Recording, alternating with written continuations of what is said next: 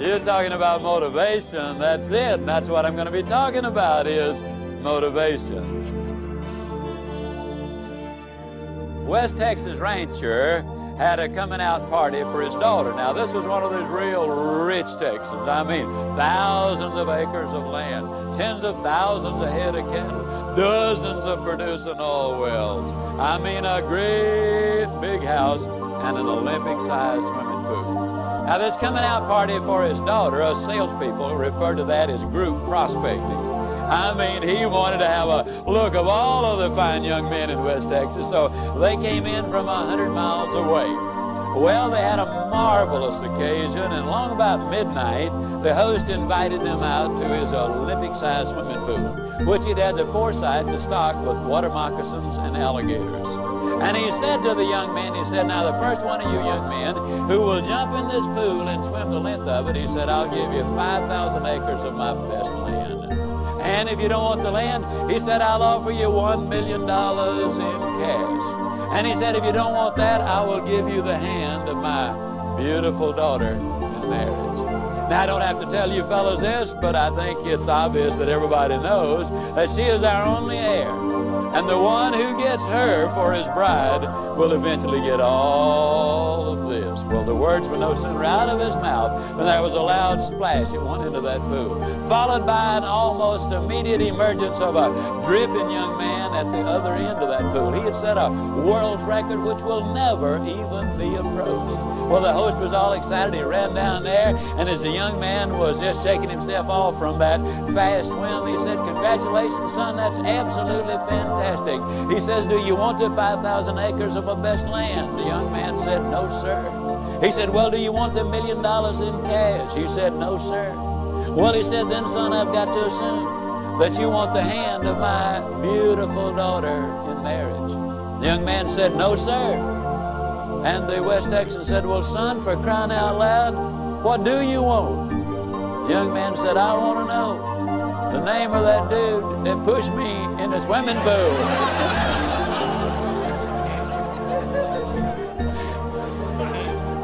Now, I think we'll all agree that he was motivated. But I think we'll also agree that most people are confused about motivation. One of the favorite questions the media often ask me is, Mr. Ziglar, now you're going to do this 4-hour seminar. Yep, that's right. And you're going to get the people all motivated. I said, I sure hope so. That's what management brings me in for.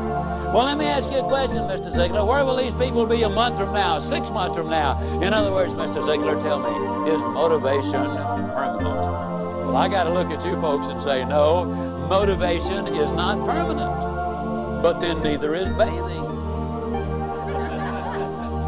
But that doesn't mean I don't approve of bathing. As a matter of fact, I strongly encourage it.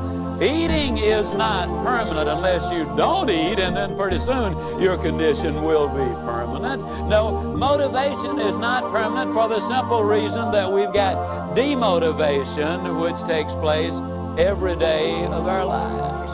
There's more confusion about motivation and positive thinking than just about anything that I have ever encountered. I believe in this presentation, though, we're going to be able to clarify much of that for your benefit, and more importantly, share with you how you can keep the motivation and the positive thinking going. Positive thinking won't let you do anything. I get so annoyed when I hear some people enthusiastically stand up and say, man, with positive thinking, you can just do anything. Just believe it, and man, think about it positive enough, you can do it. I believe that's ridiculous. See, I'm 60 years old. I don't care how positive I got. I could not whip a boxing champion. I don't care how positive I got. I could not play football in the NFL or the basketball in the NBA. I don't care how positive I got, I couldn't perform major surgery on you and have you live. Nor could I give you a lecture on nuclear physics. Positive thinking won't let you do anything, but it will let you do everything better than negative thinking will. Now, I know that for most busy people, getting regular exercise is about as easy as climbing Mount Kilimanjaro. but it can be done. You've just got to have a plan. You've got to set some goals, because it's just as difficult to reach a destination you don't have as it is to come back from a place you've never been. Unless you have definite, precise, clearly defined goals, you will not realize the maximum potential that lies within you. And this applies to every aspect of your life, not just exercise. Now, here's some steps you can take towards that end. First, identify your goals. And next, set a deadline for reaching them. Make a list of obstacles you have to overcome to reach your goals. Identify the people who can help you overcome those obstacles. And make a list of skills you have and those you need to achieve your goals. And then develop a plan. Now, a word about goals themselves. There are 7 different kinds of goals. There are physical, financial, spiritual, career, family, mental, and social. And these 7 types of goals share several characteristics. First, to be effective, they must effect change.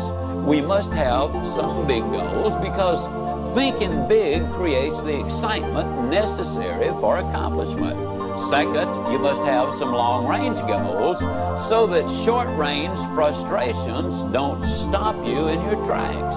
Occasionally, circumstances do arise that are beyond your control, and oftentimes, obstacles such as market changes, sickness, accidents, or family problems can be pretty intimidating.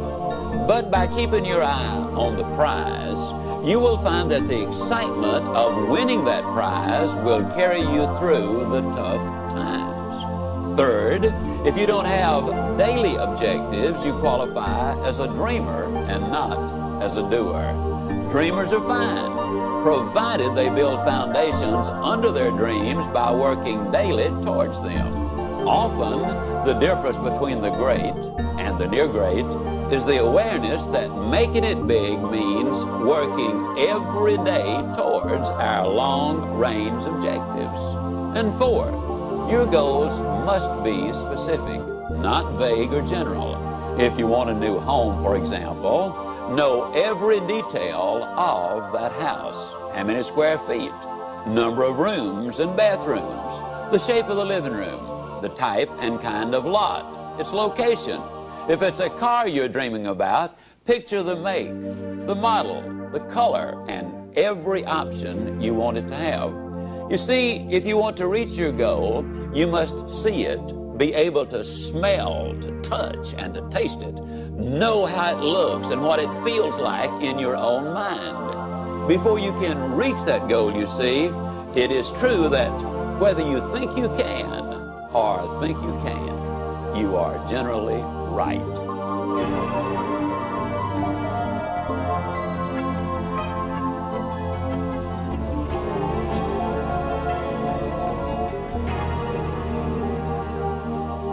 Step number 6, you need to feed your mind with the good, the clean, the pure, the powerful, and the positive. Let me ask you a question.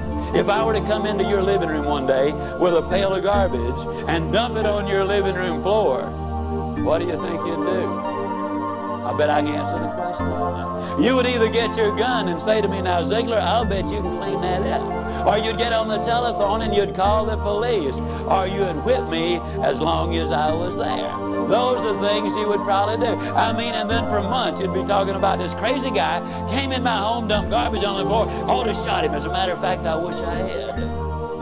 But we could clean the garbage up off your living room floor. But what about the garbage that we dump in our mind every single day? Einstein said that it takes 11 correct inputs to overcome one incorrect input. And a lot of the things which go in our minds and in our children's minds is not a thing in the world but pure garbage. I would ask you to do this. Evaluate what you read and what you view. Evaluate it in this light. Will this really help me to accomplish my objectives in life? Or is this going to be a deterrent to me accomplishing my objectives in life? Remember, you're what you are and where you are because of what's gone into your mind. And you can change what you are, you can change where you are by changing what goes into your mind. Now, as you probably suspect, I'm an absolute enthusiast about the cassette recorder. I believe it's the most fascinating educational tool that we have in our country. I was a visiting scholar for the University of Southern California for 2 years. One of the things they discovered was that if you live in a metropolitan area and drive 12,000 miles a year, that in 3 years' time you can acquire the equivalent of 2 years of college education. You can learn virtually anything you want to know about finances, foreign languages, the Bible, how to set goals, how to close sales, how to plan your life. You can learn so many things while you're there in your car. Feed your mind. Second thing I would encourage you to do is start reading something good every day.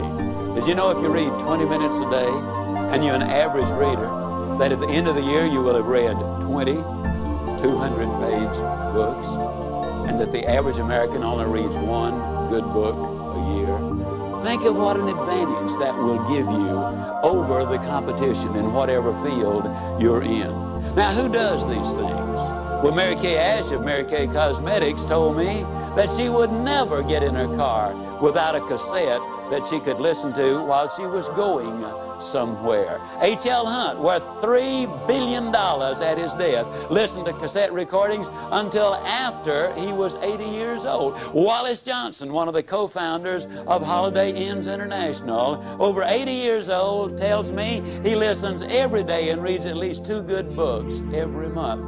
Alan Bean, one of the astronauts who walked on the moon, told me that the astronauts on their way to the moon and back, and please understand, these people have the best self-images, the most clearly defined goals, the most positive mental attitude. They're the most confident, competent people as a group maybe that our country has. But these people were listening to motivational recordings on their way to the moon and back. What a delight it is for me to be able to say some of the recordings they were listening to were fantastic.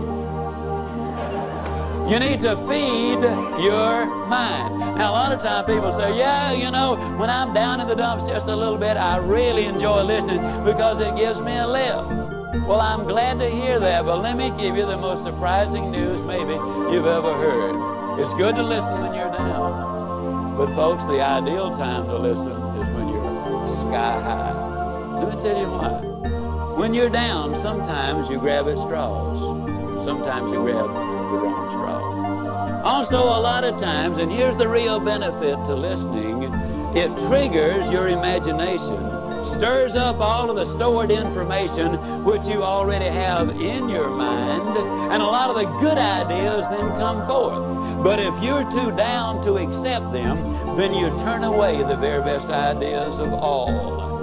Listen when you're up. And then with those endorphins popping, and they do pop as a result of listening to good motivational recordings, when you listen then and new ideas pop in your mind, it generates even more excitement. Here's what we've discovered. You need to listen at least 16 times to get the complete message. That's the reason I say listen to this over 16 times, because you'll get all of it then. It will become a part of you. Let me say it again. You probably have been in the process of making decisions right now. As you listen, you will make those decisions. But as you listen over and over, the decision changes to commitment. And once you've made the commitment, then you will seek the training which will make the difference, because that means behavior changes. And when you change behavior, then you start developing winning habits. And that's what this is really all about. Step number 7, if you want to build a winning attitude, you need to take time, and this is probably going to surprise you based on what you've heard me say so far, but you need to take time to be quiet. You know, the average American sleeps 30 minutes too late. every day. And when that opportunity clock does sound off, they hit the floor, I mean, in a dead run. They scoot past the kiddies' room on the way to the kitchen. They bang on the door, and they say, "Get up, kids, we got to go to school. I don't have to tell you again. We were late yesterday morning. Don't want it to happen again." And they scoot on back to the kitchen. They plug in the coffee maker and the toaster, and on the way back by the kids' room, they bang again. Now, what I tell you, I'm not going to have to tell you again. They scoot in, they get dressed real fast. You know, they shave and apply their makeup, and by then the kids are up. They rustle them into the den, and they set a bowl of cereal in front of them, turn the television set on, running their mind and their body all at the same time. They gulp their breakfast down, they hop in their car, and woe be to that person who dares to pull in on them when they've got the traffic jump on them. I mean, it will be too bad for them if they do. They hustle down, they drop their kids out, they rush on down to their work, and they're busy all day, and in the evening they come home and repeat that process, and by the time they get ready for bed, after watching 3.5 hours of television, they are exhausted. You know what we need to do, folks? We need to take time to be quiet. You need to do it at least 4 or 5 times a week. A lot of people say, "Well, that guy keeps talking about time for this and time for that. I don't have time for all of these things." Let me tell you how you can create an extra 3 hours every day of your life, guaranteed. Get your TV guide out on Sunday afternoon and look at the shows that you really want to see that week. Over 70% of all of the time spent watching television, you're watching things you have no interest in watching. Let me encourage you to do this. Take a slow, lazy, drifting, absolutely meaningless walk. Just almost go to sleep on the walk. Not an exercise walk, you need to do those too, but a very quiet walk. Pick out a place in your home where you can be absolutely quiet on occasion. If you have to get up 30 minutes earlier, that's wonderful. I don't know why, but I seem to wake up earlier in the winter months than I do in the summer months. And when I get up, it's pitch dark. I have a nice little office. I go in there and I turn on the gas log. And I sit there. And every time I do that, without exception, I have the most exciting day of my life. I simply run through my mind the things I'm going to be doing. As you plan the day, as you think of all of the things we've got to be excited about, it really does renew your energy, and it gets you excited about the day. Now let me tell you something. This is going to be one of the toughest things you'll ever do. When you sit down saying, "Well, I'm going to sit perfectly quiet for 20 or even 30 minutes, you will think of 2,868 reasons or things that you've got to do. You try to decide, do I raise the window or lower it? Do I turn the heat up or down? Do I get the air conditioner off, or do I turn it more full blast? Do I really need to go to the bathroom? Am I going to get me a cup of coffee? What is that noise against the outside? Maybe I better check up on that." Resist the temptation. Spend a few minutes in quiet, reflective thought. It does make a difference. Take time to be quiet. Step number 8, take time for those you love. Dr. Herb True, professor at Notre Dame, outstanding speaker, good friend of mine, suggested this, which I really think is so valid. Frequently, every 2 or 3 months, you should close your eyes and visualize that everybody whom you love, really love, were suddenly, completely, totally, and forever taken out of your life. Then ask yourself the question, what would your regrets be? Would you really regret that you had not picked up the telephone and called that distant cousin, or even a brother or sister, or a mother or father, or a son and a daughter? Would it be really a heartbreaking experience because you had not called and said, "You know, I'm really sorry that we had the problem. I don't know whether it was your fault or my fault, but let's get together and solve the problem." Take time for those you love. Spend time with each other. Those of you who are married, spend time as husband and wife, just enjoying each other, communicating with each other, getting acquainted with each other. Earlier I said all of the studies reveal that if there is that close relationship, then success is more likely to come your way. Korn Ferry International an executive search firm in New York City, in conjunction with the UCLA School of Management, did a study on 1,362 vice presidents, men and women who were aspiring to the president's chair. Their average income was $215,000. They had spent an average of 15 years working for the company, and the most lucrative of them, those who had the highest paying of all the jobs, had had 2 or fewer jobs in their lifetime. They were loyal to their company. 87% of them were still married to their one and only mate. 92% of them were raised by 2-parent families. But the story has even more. They said they considered integrity the most important characteristic in their success arsenal. 100% of them said hard work was absolutely necessary. 89% of them had 2, 3, 4, or more children. 71% of them also said that if they had more time, they'd spend it with their wives. 50% said with more time, they would spend it with their children. Incidentally, the average one worked a little over 50 hours each week. So they're not working those 80 and 90 hours a week that a lot of people might think they are. And they're living a balanced life. 89% of them also were either Catholic, Jewish, or Protestant, and their faith apparently had some meaning to them. U.S. News and World Report did a study of the millionaires in America. There are now 1 million of them. They said the typical millionaire has gotten that way because he's earned his money or her money over a period of 20 to 30 years. They do work about 50 hours a week. They're still married to their high school or college sweethearts. In other words, the family is intact. Incidentally, a couple of other little things you'll be intrigued about this. They discovered that less than 1%, and the implication was it was considerably less than 1%, of all of the millionaires in America earned their money in music, radio, television, the movies, and all athletic endeavors combined. Considerably less than 1%. Intriguing, isn't it? Also, they discovered there are far more salespeople who are millionaires than doctors. And me being a salesman, I kind of related to that one. I thought it was neat. Now, what does all of these studies really say? These studies say that if we can build that relationship with those we love. Now, your family might simply be mother and daughter. It might be father and son. It might be husband and wife. It might be brother and sister. But you know who you're close to.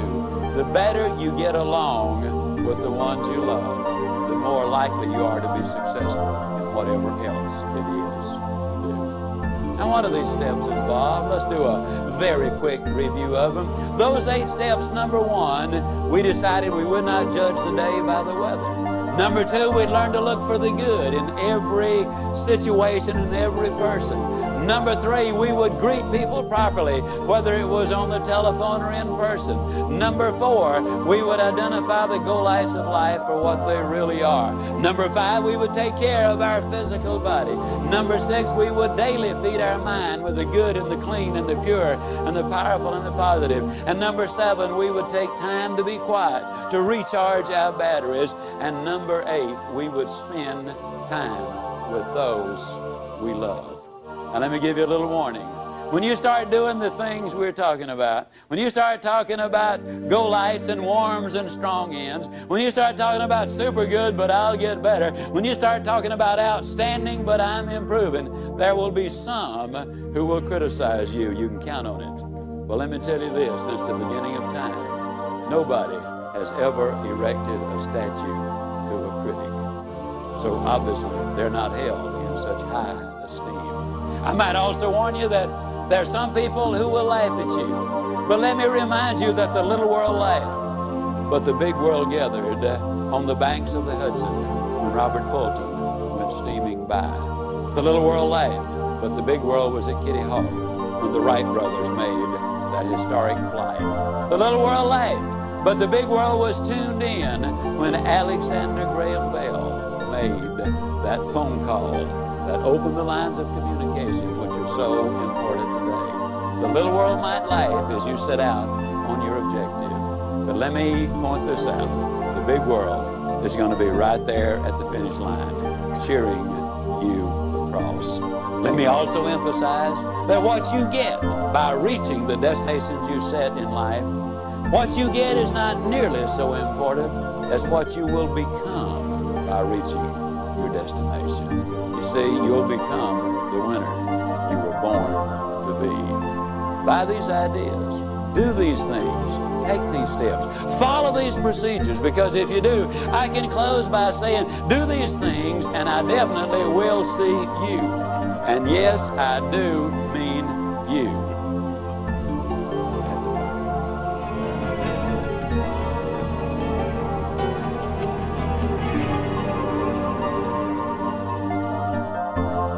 This has been a presentation of Simon & Schuster Audio. You know what positive thinking will do? Positive thinking will let you use your ability. And I'm here to tell you that is all you really need.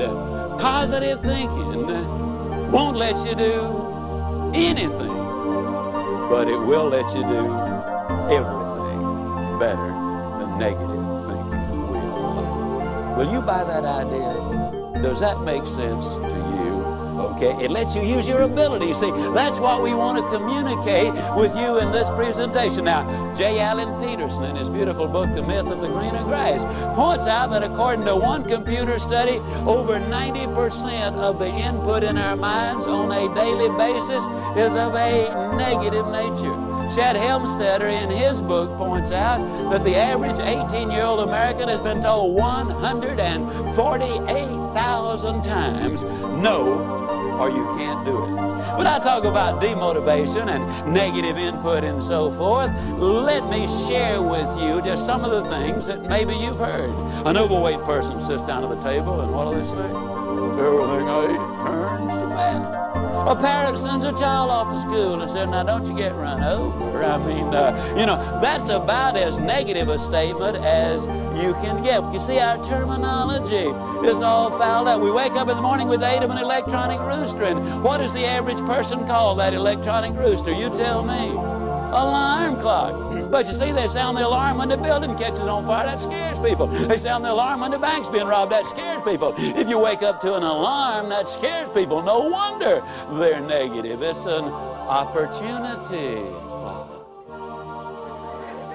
Well, you think about it. If you can hear it, that means you've got an opportunity to get up and go. If you can't hear it, that might mean you done got up and gone. I mean, you think about it, it really is an opportunity clock. How negative are we? They bring out a loaf of bread, and what do they call the first slice? I mean, the first slice on the loaf of bread. Tell me, the heel or the end? Isn't that crazy? Never saw a loaf of bread in my life that didn't have two beginnings. I mean, we really need to explore that. Now, what we want to do is we want to look at a formula. And this formula is a very significant one. William James, the father of American psychology, the man who really wrote the original books, he's from Harvard, says that if you want to change your life, you've got to do it immediately and you've got to do it flamboyantly. Now, I want to emphasize as I get involved in this, during these next few minutes, the chances are enormous that you are going to be making some decisions, and they will be good decisions. But they also will be emotional decisions, kind of like a New Year's resolution, which some people break the very next day. Decisions are easy to make. Business people make hundreds of them virtually every day of their life.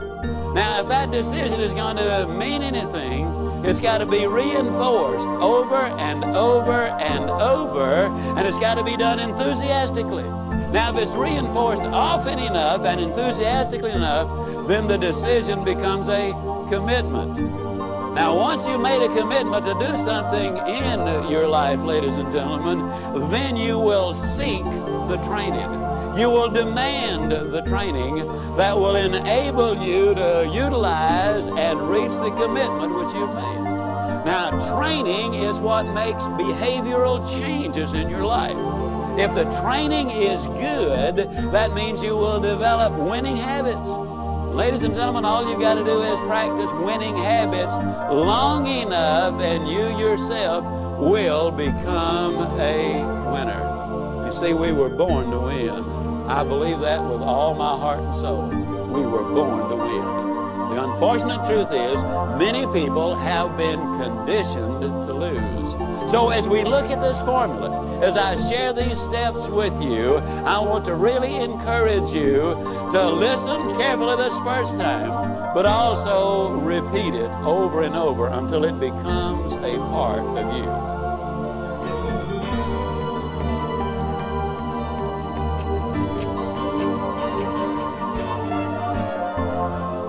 To break a bad habit, smoking, drinking, habitual lateness, being overweight, whatever, the first and most important thing you must do is decide that you really want to change.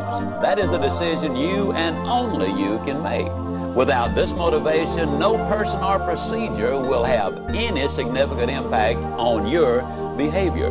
You must decide that you want to take control of your life, that you want to be free, that you want to do things with your life instead of having things done to your life.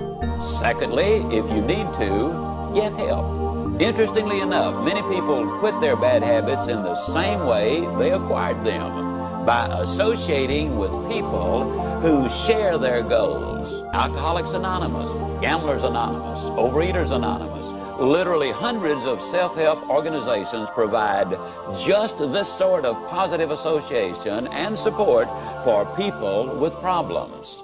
Thirdly, try substitution. There is really no such thing as eliminating a habit. You simply substitute a good one for a bad one. The psychologists say that it's important to have a new activity or habit to fill the void when you start shedding old habits. In place of eating, you might try jogging. Instead of drinking, you might try talking. In place of smoking, substitute writing. In other words, don't be unwise in your habits, but rather aspire to maturity and wisdom and keep your mind well and emotions focused on positive ideas. Step number 4, use the psychological technique of imaging, of visualizing yourself as free of that destructive habit. Picture yourself as doing something else, something positive, something winning. And a final suggestion. Once you decide to grab hold of a new habit, you will need, for a while, to force yourself to hold on real tight, to hold on to it for all you're worth. Eventually, it will get easier and even become fun. But at first, to make it stick, to turn it into a real good habit, you've got to make yourself do it for at least 21 consecutive days. Do it for 21 consecutive days in a row, and you'll have a real good shot at beginning to live a different kind of life. You might just become a happier, more motivated, excited, and enthusiastic person.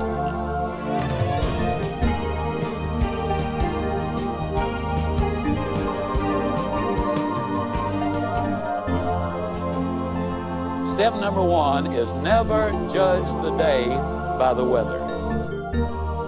Now that sounds like a very simple thing, but suppose the weather is miserable. Does that mean you're going to decide to have a miserable day?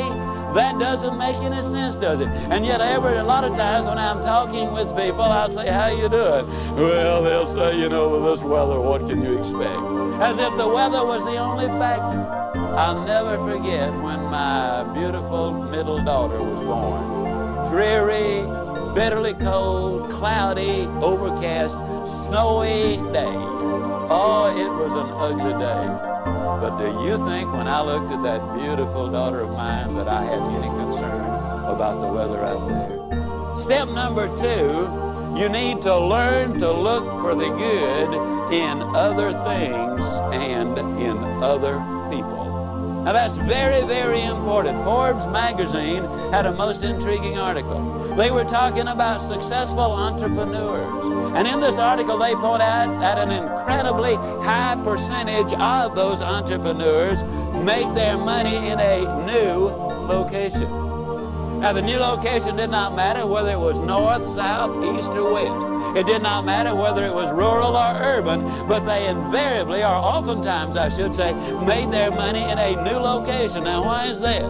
Very simple. When they go in the new town, they are the new area, they're not familiar with the bureaucracy. They're not familiar with the problems. They don't know the things which cannot be done. They go in with extraordinarily high expectations. And expectations in life, ladies and gentlemen, are so important. You see, you're going to find what you are looking for. We have a seminar in Dallas which people attend from all over the world. We try to get the corporations and other people to send husbands and wives together because our research indicates that if the team functions together, they both will do better in whatever it is they do. There's one company sent in 4 couples. We have a little process whereby we separate the people into little groups, or one section of where we got about 8 or 10 people, another one where we got about 20 people, and then we have the general get-together 3 times a day. Well, in the individual groups, they do a lot of role-playing and participation. They're very busy. And every time an individual says or does anything, the other members of that little group write them a little note that says, "I like Gene Smith because." And then they use some specific observable behavior that they like about her. At the end of the 3 days, each one there will have from 1 to as many as 200 of those little slips. You're talking about motivators. People get excited about it. Well, these 4 couples really got turned on, and we finished at about 8:30 that evening. They went out the first night to a very late dinner at one of Dallas's finest restaurants. They hit the jackpot with a waiter. He had been there over 20 years, been a waiter over 25 years. He was professional in every way. He was there when he was needed, but he did not join the party. He was friendly, but he was not familiar. At every need, he was there. He was really great. There was a lot of interchange. They got his name. When they left, because he had contributed so much to the enjoyment of the evening, they left him a 25% tip, which is significant in a very expensive restaurant. Also, each one of them wrote him one of those little slips of paper, "I like because." And they walked out the front door. They'd gotten about 100 feet when they heard his voice from the rear saying, "Wait a minute, folks, wait a minute." And it was the waiter running up to them. He was waving those 8 slips of paper. He said to them, "You know, I've been a waiter over 25 years. I've been here over 20 years. And then he broke down. And they said he could not talk for what seemed like forever. It probably was no more than a minute. He finally regained his composure. And he said, "You know, this is the nicest thing that has happened to me in 25 years as a waiter." He said, "I'll never forget tonight." And he turned and walked away. Calvin Robert says that there are over 3 billion people on the face of this earth who go to bed hungry every night. But he says there are 4 billion people on the face of this earth who go to bed hungry every night for some sincere, honest appreciation, a compliment, if you will. The waiter story has 2 bottom lines. Bottom line number 1, wouldn't you love to have been at the next table that waiter served? Don't you know they got the best service anybody has ever gotten in a restaurant since restaurants opened to serve the public? But the real bottom line, and the real reason I tell the story is this. The waiter said it was an occasion he'd never forget, the most important event of his 25-year career as a waiter. His benefits are enormous. But as great as they were, every last one of the 8 received an even greater benefit. It's absolutely true, folks. You can have everything in life you want if you will just help enough other people get what they want. Step number 3, if you want to build a winning attitude, you need to know how to greet people properly, in person and on the telephone. Have you ever noticed that most people absolutely don't even know how to answer the telephone? I challenge you. 2 of you get together, look up 10 numbers separately in the yellow pages and swap numbers. I'll guarantee you, you will be unable to identify more than 3 of the companies you call based on the way they answer the telephone. They snatch the phone off the hook as if it were an intrusion. What do you mean on this number? I wouldn't bother you. Good morning, Lord, company. And you have no more idea than a goat who you've called. When our lady answers the telephone, she says, good morning. And you know it is not a recording that you got. Then she makes a motivational speech. Not as long as the ones I make, but she makes a motivational speech. She says, it's a great day. And people often say, Ziglar, is it always a great day? It sure is, and if you don't believe it, you just try missing one of them. It's a great day. And then she identifies the name of the company. Now, when I'm at home, and I stress, this is when I'm at home, I frequently answer the telephone singing, oh, good morning to you. Now, I'll be the first to admit sometimes there's a long pause. Then I sing them another little ditty. If you don't speak up, I'm going to hang up. And many times they'll say, who is this? And I'll say, whoever you want. Who do you want? Man, you sure do feel good today. And I say, yes, many years ago I decided I was going to feel good today.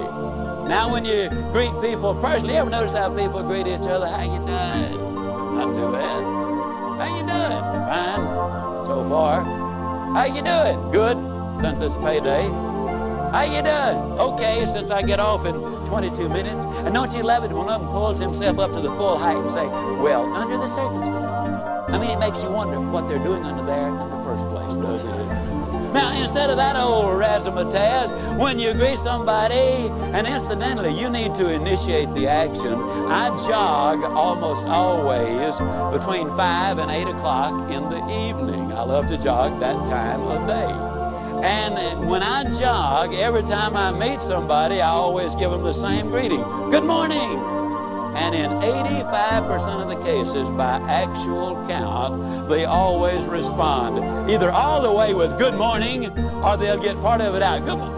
It's not morning, man, it's evening. I made this talk the other night in Dallas at about 8:30 in the evening. By the time we left the motel, it was 9:45. I stepped on the elevator. There was a fella on it. I said, good morning. He said, good morning. Now, what am I saying with this? I'm saying that people respond in kind. And if you want to set the tone and the pace, not only in your own life, but in your family and also in your company, this is something you can really do. Now, when somebody says to you, how you doing? Instead of that old negative baloney, why don't you just tell them the truth? Get yourself a 3x5 card, and on one side write outstanding, but I'm improving. On the other side write super good, but I'll get better. And then when somebody says, how you doing? You whip out that card and you say, outstanding. But I'm improving, and I'll guarantee you, you'll never feel sillier in your life. As a matter of fact, you won't even be able to finish it. You'll be laughing on the way, and the other person will too.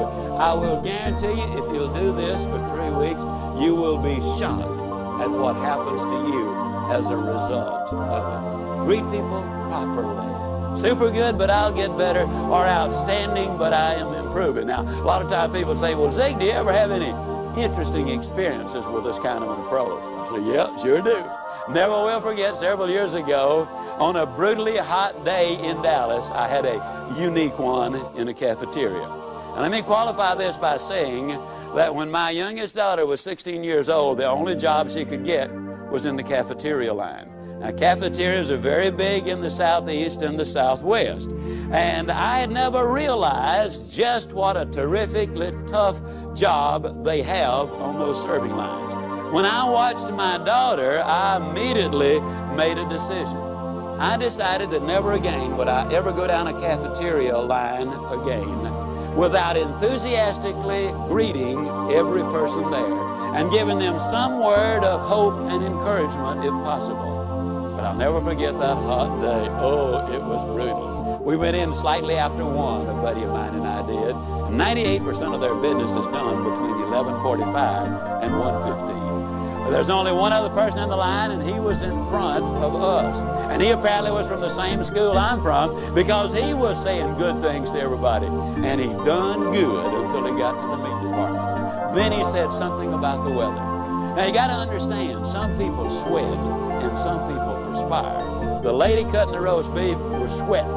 And when that fellow said something about the day, she reached up, she wiped her forehead, and she slung the dirt on the floor, and she said, yes, it has been one of those days. Now you got to understand, she wasn't talking to me, but she's talking about the only day we got. And she's talking in my town. And I've got a reputation at stake. I cannot sit idly by and let a comment like that be made right there in Dallas, Texas, and me not have something to say about it. So I put my big nose in. I said, yes, it's absolutely magnificent, isn't it? She looked at me with the coldest, most calculating eyes that I've ever seen in my life, and she said, you have been out in the sun too long.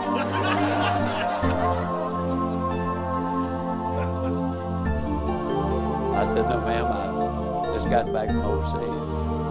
And I have seen children without any clothes to wear. And I've seen grown men and women without any food to eat. I've seen sanitary conditions which would turn your stomach to an incredible degree. I've seen poverty beyond your wildest imagination. And I look at you and you're young and you're pretty, you're healthy, and you're working. And I know that if you really buy into the American free enterprise system, and give this job which you've got absolutely everything you've got, I know that you can move right up in this company because I'm familiar with this company. And I know that someday you can manage this restaurant or another one like it. And who knows if you really buy into the American dream, but what someday some investors might look at you and decide they wanted you to become a part owner in the enterprise. Personally, I thought it was a magnificent, off-the-cuff, impromptu speech. And I knew that she was grateful for it. I knew that she was especially grateful for the fact that I'd taken my valuable time and given her these priceless insights which were going to make a difference in her life. And I knew she wanted to thank me for doing it, but for fear she might have missed her cues, I decided to give her a little lead-in. I said, now you feel lots better, don't you? She looked at me with even more disgust and said, you are sick.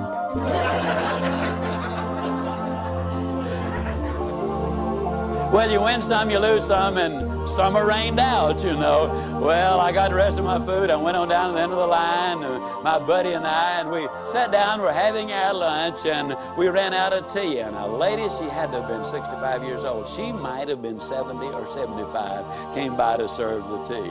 With a sparkle in her eyes like any teenager would envy, as she came up and offered the tea. I said, well, how you doing? She did a little half two-step backwards, and she said, honey, if it is any better, I'd think the deck was stacked. I said, why don't you go tell those ladies on the serving line that? She said, oh, no. She said, if I fool around with them, I'd end up being just like they are. I don't know where she learned her psychology, but she's right on the button.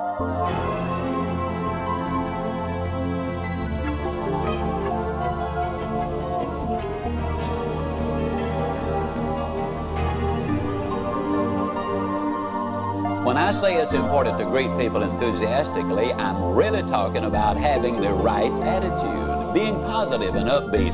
Having the right mental attitude is one thing most professionals agree on because it is the main reason for the success of any project. In short, your attitude is more important than your aptitude. Now, here's where you come in. You can alter your life by altering your attitude. You are not stuck with the attitude you have. Good, bad, or indifferent, your attitude can be changed.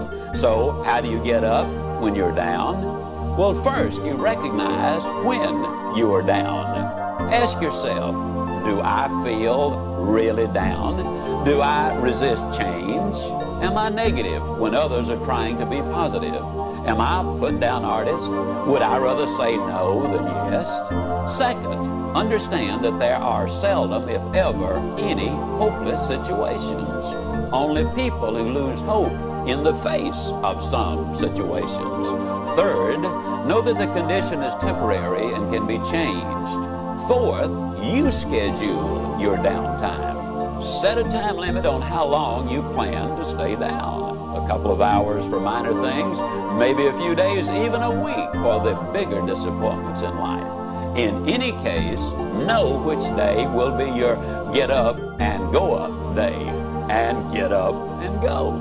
And fifth, try this new motto on for size. Go with the flow. When your boss tells you to do something, do it with style and with a smile. Instead of making excuses when a friend compliments you, just smile and say, thank you, instead of putting yourself down.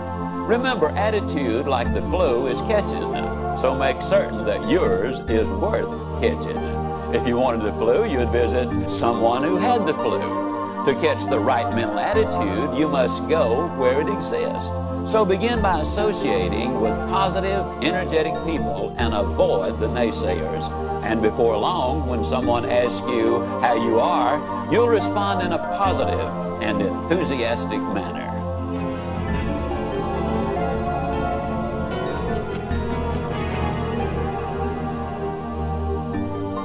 Step number 4 is you need to establish some symbols.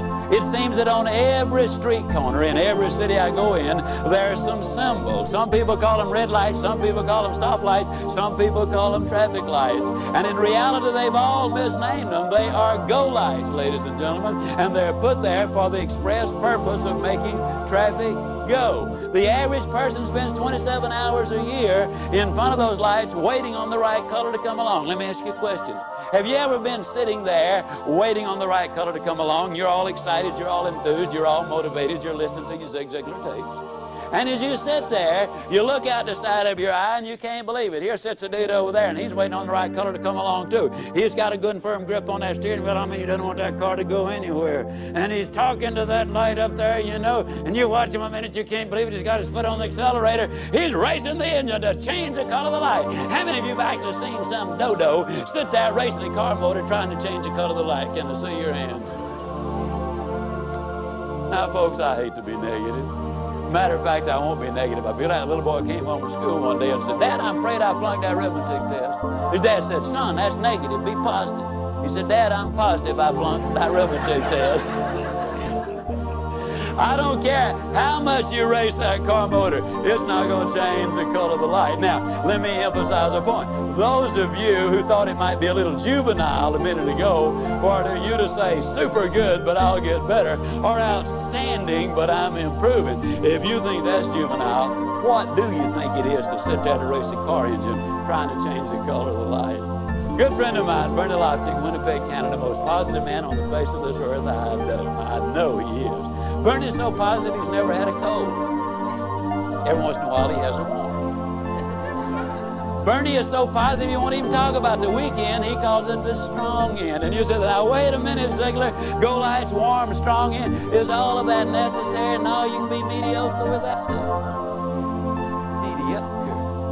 Who's that dude think he's talking to? Doesn't he know that I'm president of my own company?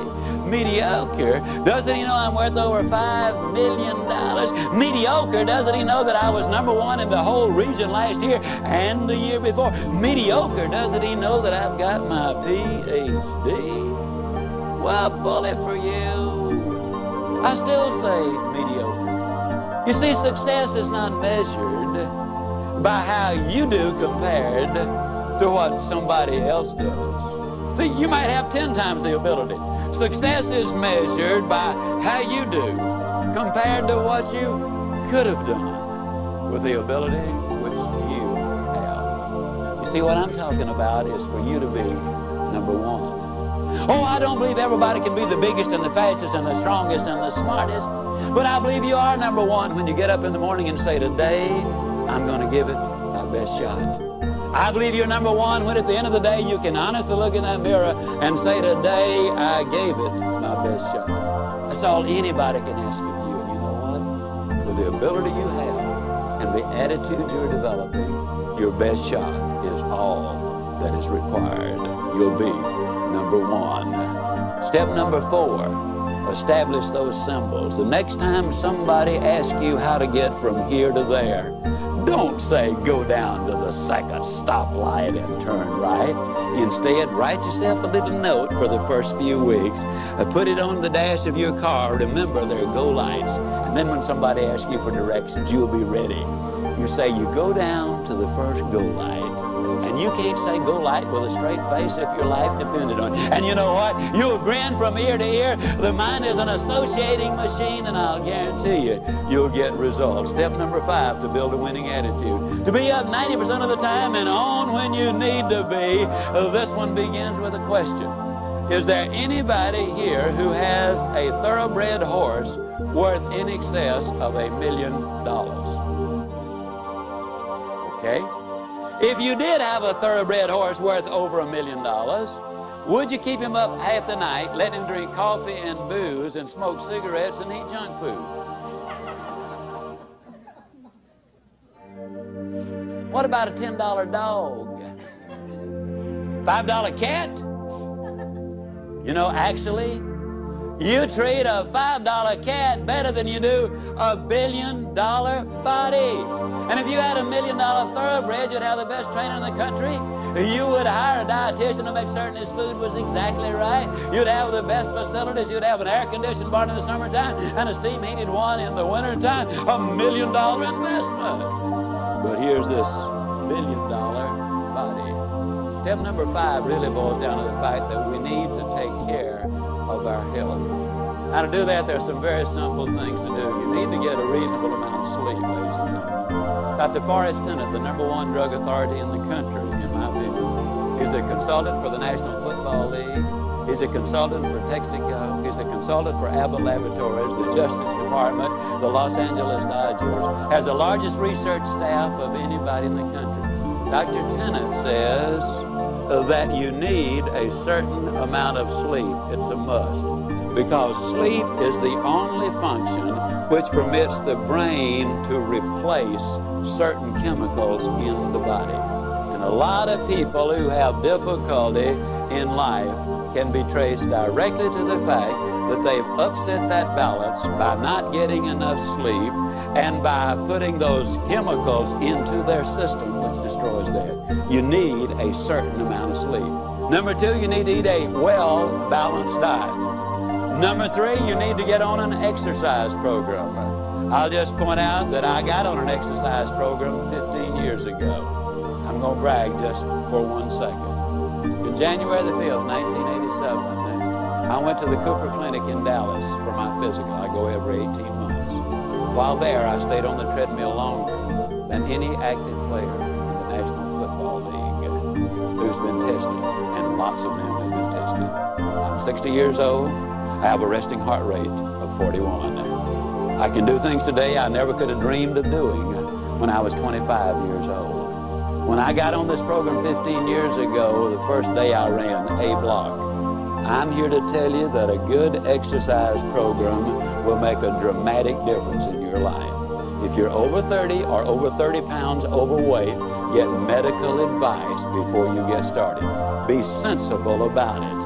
Do not try to be a weekend hero and end up in serious trouble. Take care of yourself, but do what is necessary to get in shape physically. A lot of people say, well, Zig, I know you're terribly busy. When do you have time to run?